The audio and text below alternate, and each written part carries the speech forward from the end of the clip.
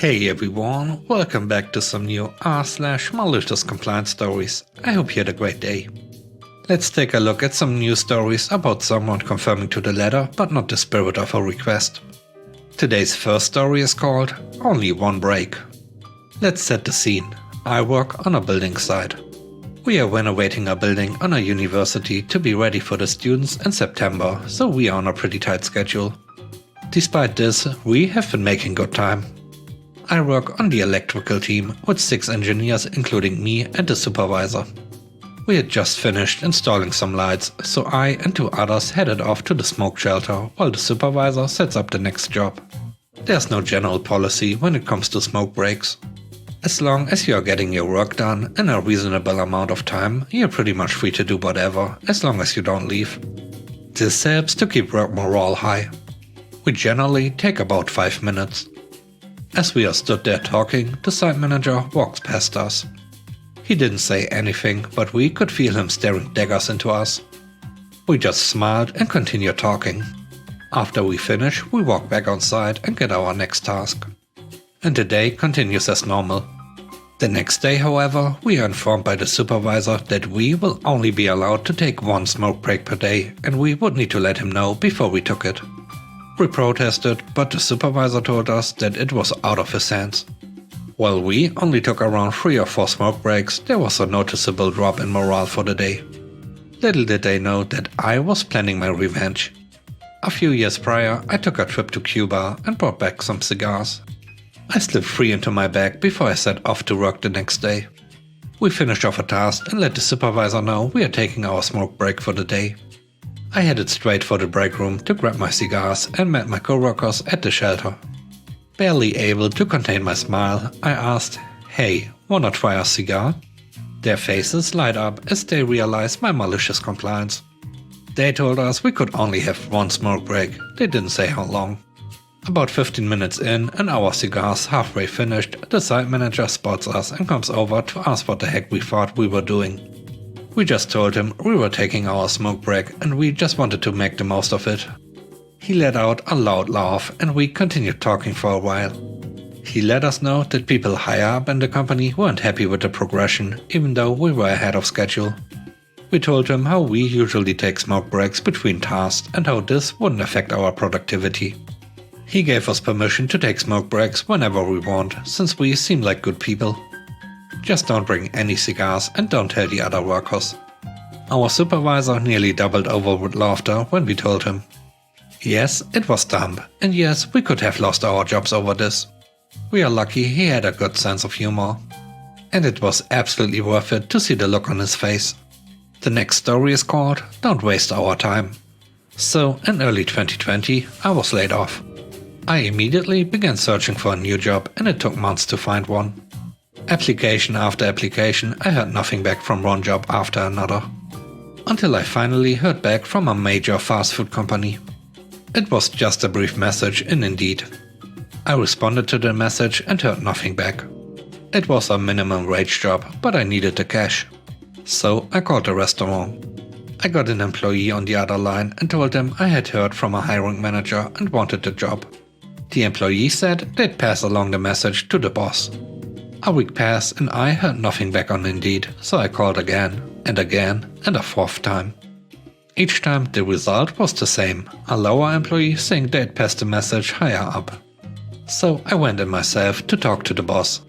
The boss said he had gotten my messages and was planning on calling me back.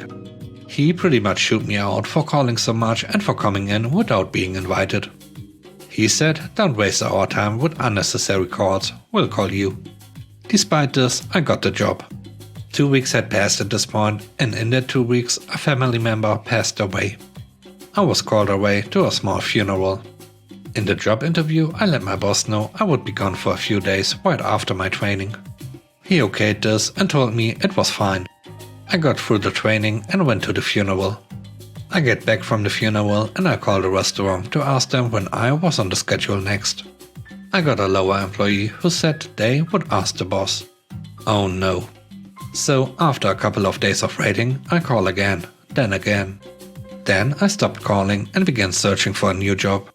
I never officially quit. I got my measly paycheck from them and they have not called me back after 4 months of waiting. But it's a good thing they ghosted me, because a couple of weeks after all this I hit the jackpot. I now have a from-home sales shop. I make more than minimum wage, and on top of that I make a commission. Also, my new boss cares about me and returns my calls. Life is good and I'm glad I took that guy's advice. Had I wasted my time waiting, I would have missed a good deal. The third story is called You Just Hit No.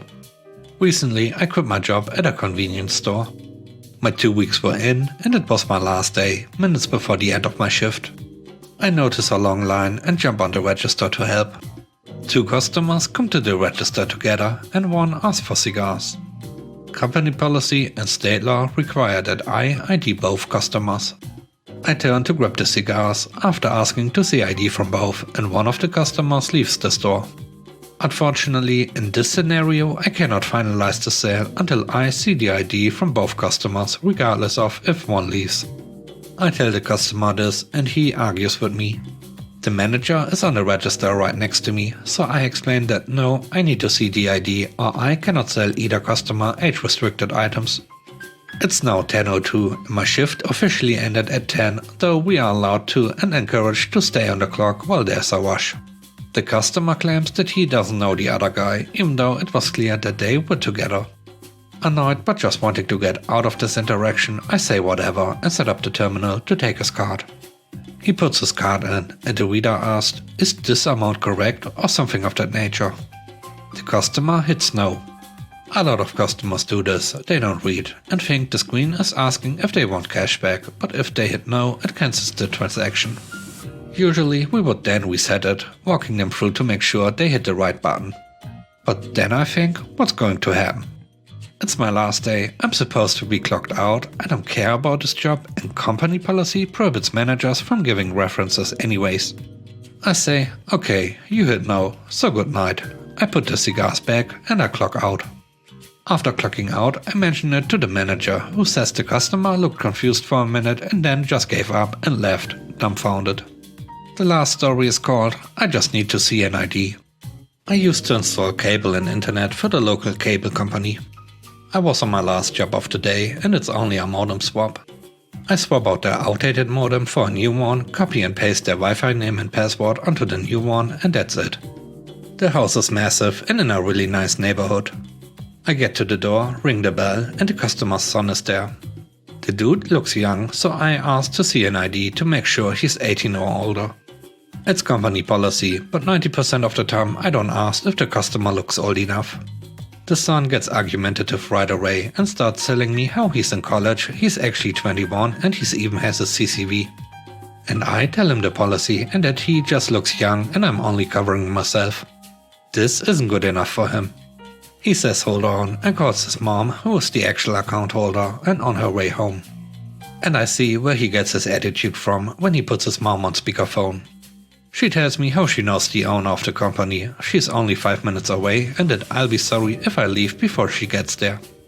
She tells me she made that appointment and made sure someone would be there and that I should just do my job if I like having one. I say okay and just get started. I head into the basement and notice that the existing modem also does the phone. Their work order on the other hand says to replace it with an internet-only modem. So most people still have a landline for phone only for their home security system. When I remove the phone modem and put in a non-phone modem, you no longer have a security system. By the time mom gets home, I'm all finished and the son is already connected to the Wi-Fi. I apologize, have her sign the work order and quickly drive off. Maybe 10 minutes later, dispatch calls me and tells me how the customer has a security system and that they were supposed to get a phone modem, and would I go back? Apparently, the customer's security system was blaring and wouldn't shut off. I explained the situation and how the work order didn't say anything about a phone modem. She understands and says she will have another tech head over there when someone is free. I gave the tech a heads up and he didn't get over there until late evening. Never heard anything else about it, as I never did anything wrong. Thanks for watching, I hope you have a great day, stay safe, bye bye.